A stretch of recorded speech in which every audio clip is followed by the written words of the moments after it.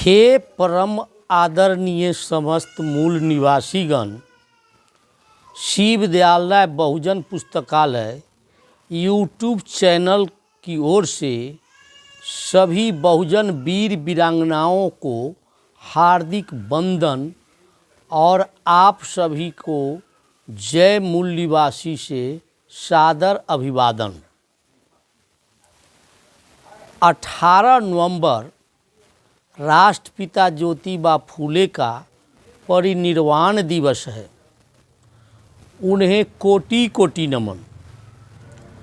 आर्य आक्रमणकारियों के भारत में आगमन के साथ ही मूल निवासियों को सभी मानवीय अधिकारों से वंचित कर दिया गया और उनके विकास के सभी रास्ते बंद कर दिए गए।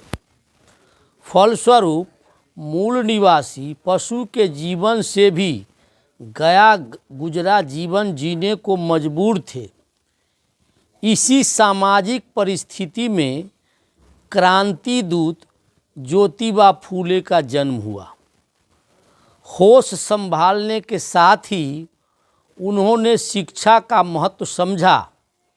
इस संदर्भ में राष्ट्रपिता ज्योतिबा फूले कहते हैं, शिक्षा के अभाव में मति गई, मति के बिना नीति गई, नीति के बिना गति गई, गति के बिना वित्त गया और वित्त के अभाव में शूद्रों का पतन हुआ। जब सभी महिलाओं और शूद्रों को पढ़ने लिखने पर कड़ाई से पूर्ण प्रतिबंध लगा हुआ था, तो क्रांति दूत ज्योतिबा फूले ने महिलाओं को पढ़ाने लिखाने का काम शुरू किया। वास्तव में राष्ट्रपिता ज्योतिबा फूले नारी को पढ़ाने लिखाने वाले प्रथम शिक्षक थे। सर्वप्रथम उन्होंने अपनी पत्नी सावित्रीबाई फूले को शिक्षित और दीक्षित कर भारत का प्रथम शिक्षिका बनाया। उसके बाद प्रथम बालिका विद्यालय खोला तो रूढ़िवादियों द्वारा इसका कड़ा विरोध किया गया। रूढ़िवादियों के कड़ा विरोध और धमकी से इनके पिताजी गोविंदराव फूले ने ज्योतिबा फूले और सावित्रीबाई फूले को अपने घर से निकाल दिया।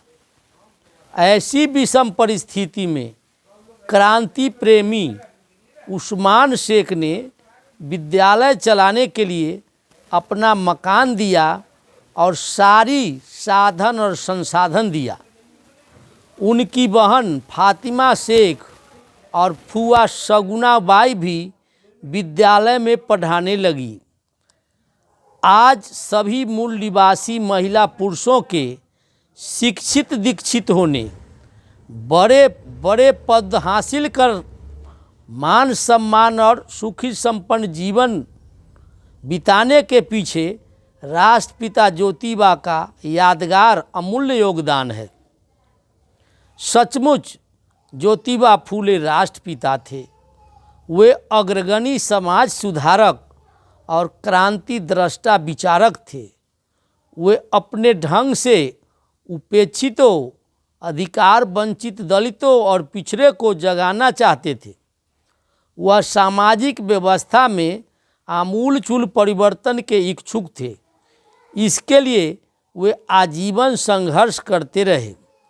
उनका जन्म 11 अप्रैल 1827 को महाराष्ट्र के पुणे में हुआ था। उनका परिनिर्वाण 28 नवंबर 1890 में हुआ।